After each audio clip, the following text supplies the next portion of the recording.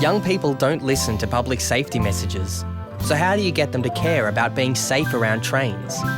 By turning your message into a cultural phenomenon. The idea was simple. Being unsafe around trains is the dumbest thing you could ever do.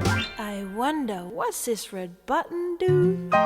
Dumb ways to die. So many dumb ways to die. Dumb ways to die. So many dumb ways to die. A song was written called Dumb Ways to Die. A video of the song was released online and within a week had over 20 million YouTube views. Content was made for Tumblr, Instagram and SoundCloud and generated huge and immediate viral effect. Within days, Dumb Ways to Die became the world's most shared video. The song was put on iTunes and climbed the charts in over 20 countries, making its way onto playlists all around the world. Radio advertising was purchased, but this song about rail safety was so popular it got played for free. The video was picked up by every television network in the country.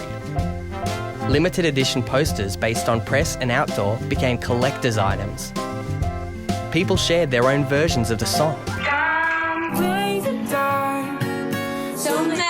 Dumb ways to die.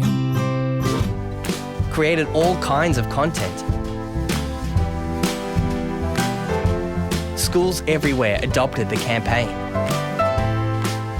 Dumb Ways to Die became the most shared public service campaign in history. And a message that people needed to hear had become a message that people wanted to hear. Run across the tracks between the platforms. They may not rhyme, but they're quite possibly dumbest ways to die. The dumbest ways to die. The dumbest ways to die. So many dumb ways to die. Be safe around trains. A message from Metro.